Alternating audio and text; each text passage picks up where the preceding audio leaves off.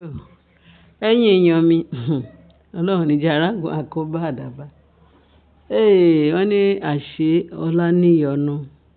Bọ́n ṣe máa ń sọ, Ọlọ́run á kó Naomi wá yọ o. Pẹ̀lú bí kábíyèsí ṣe sọ fún pé ó yá jẹ́ a máa lọlé.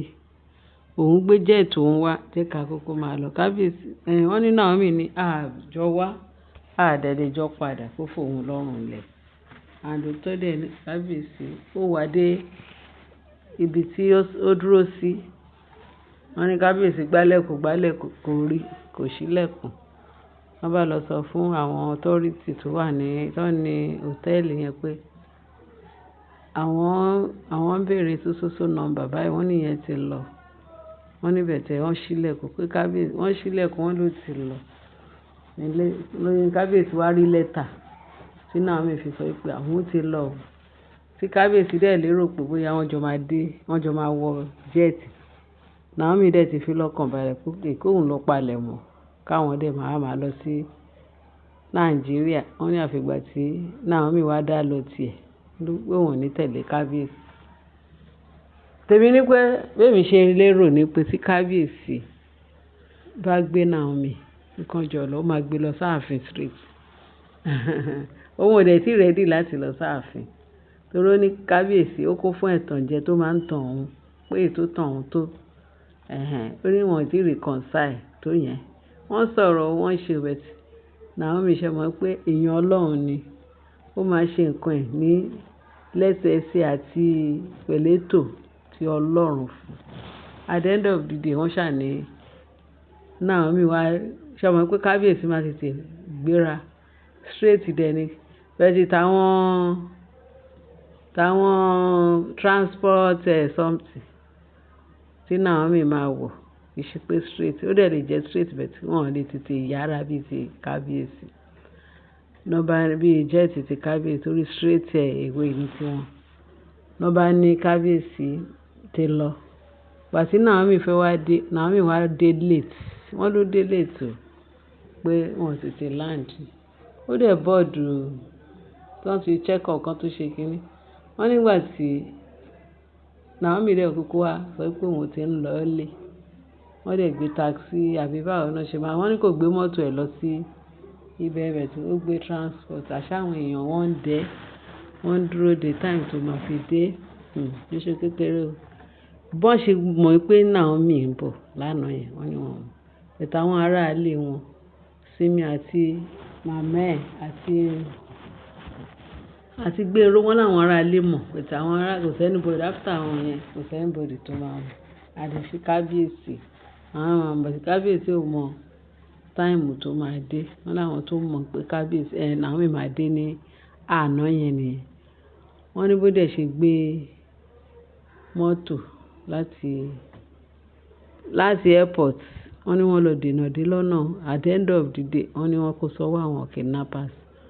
Wọ́n ṣe rí mọ́tò wọn bẹ̀rẹ̀ sí. Ọlọ́run kó gbà wá lọ́wọ́ ẹni tó ń ṣọ́ ni tá ò ṣọ́. Eré abẹ yẹn Ọlọ́run ló yé. Bẹ̀tẹ̀ àwọn áńgẹ́lì, Bíbélì sọ, ó ní àwọn áńgẹ́lì wọ́n yóò fi ọwọ́ tóyìn bá fẹ́ tó bá fẹ́ fò látòkè délẹ̀ pé àwọn áńgẹ́lì àti tẹ́wọ́ gbà. Nítorí pé kó má bàa fi ẹsẹ̀ òun gún òkúta. That is kó má lọ ṣubú délẹ̀. Kó má bàa fi ẹsẹ̀ gún òkúta. So by the time nígbà tí wọ́n ní bí Naomi ṣe escape lọ́dọ̀ àwọn kidnapper, wọ́n lọ Ọlọ́run ló mọ̀. Wọ́n ló escape. Wọ́n ló bẹ́ wọgbó. Wọ́n ní ibi tó escape sí, Ọlọ́run ló yé. Pé ṣùgbọ́n Ọlọ́run ọba ìyanu ló mọ bí Naomi ṣe escape pẹ̀lú àwọn kidnappers. Ẹni tó ti pè wọ́n pé wọ́n nígbà tí Simi pè, àǹtí mi ń bolẹ̀ wà. Wọ́n ní kò gbé call. Wọ́n náà pè kó gbé call. Wà á gbé call mọ́. Tí gbogbo wọn ti ń gist tán ti ń sọ pé tóun bá dé tóun máa ṣe kí. Wọ́n ní bọ́n ṣe wá gbúrò Naomi mọ́ nìyẹn. Wọ́n ní gbogbo wọn pé wọ́n ti scatter sílẹ̀. Fún àwọn tó ti ń gbàdúrà tó ti ń ṣe pé níbo la èèyàn wọn máa wà, èèyàn wọn. Wọ́n ní wọ́n ṣà ń pè. Wọ́n ní wọ́n ti bara jẹ́ gan. pé at the end of the day bọ́n ṣe wá gbọ́ fóònù dọ̀ ríǹgì. Wọ́n níbi tí Simi ti di ẹ̀kọ́ tó ti ṣubú sílẹ̀ tó ti ń pray tó ti ń ṣe fóònù dẹ̀ ríǹgì. Pé ó náà kí ló lóun jẹ́? Wọ́n ní Simi ò fẹ́ gbé tẹ́lẹ̀. Màmá ẹ̀ ní gbé títa ni bó ṣe wá gbé fóònù. Ohùn ẹni tó gbọ́ ni ohùn Naomi. Wọ́n ní bẹ̀ ṣe rí náà bí Simi ṣe pariwo gidi gan nìyẹn pé àǹtí mi bó lẹ wà? Àǹtí mi, ó ní òun ò lè sọ̀rọ̀ ńsìn. Òun ṣáà ti escape. Pé kán ní sùúrù kán máa gbàdúrà pé kò sẹ́ni tó lè mọ ibi tóun wà torí òun escape ibi tóun wà. Wọ́n nínú wọn dùn. Ó ní wọ́n ní ṣe ló pa fóònù pé kán má worry pé ibi tóun wà pé òun ò tí lè sọ̀rọ̀. Ẹ̀sìn kan mọ̀ pé òun wà alive nǹkan kan ò ṣe òun. Ṣé ẹ rí ẹ rí pé ilé ọlá níyọ̀nù? Wọ́n ní àṣé ilé ọlá níyọ̀nù. Èmi gan tiẹ̀ ti fẹ́ máa sọ pé ní kábíyèsí ìbá ti jẹ́ kí òun àti Naomi kán máa bọ̀ kán máa ṣe pápá ju pé kó lọ kó sọ́wọ́ àwọn tó ń ṣọ́ ni tá ò ṣọ́ kò sí bó ṣe lè le tó. Ju gbogbo ẹ lọ Ọlọ́run kó Naomi yọ gẹ́gẹ́ bá ṣe sọ. Wọ́n ní kò tí ì délé o pé throughout àná yẹn pé kò tí ì délé. Àìtí gbọ́ information pé bóyá ó dẹ̀ ti délé ńsìn. Torí ẹ̀ mo ṣe ní kí n sáré gbé sí ẹ̀yin èèyàn mi létí kẹ́ ẹ dẹ̀ mọ bó ṣe ń lọ. Kẹ́ ẹ lè mọ bó ṣe ń lọ. So that is why pé a ti dúpẹ́ lọ́dọ̀ Ọlọ́run pé Naomi kò lùgbàdì àwọn oníṣẹ́ èṣù. Wọn ò lùgbàdì wọn o.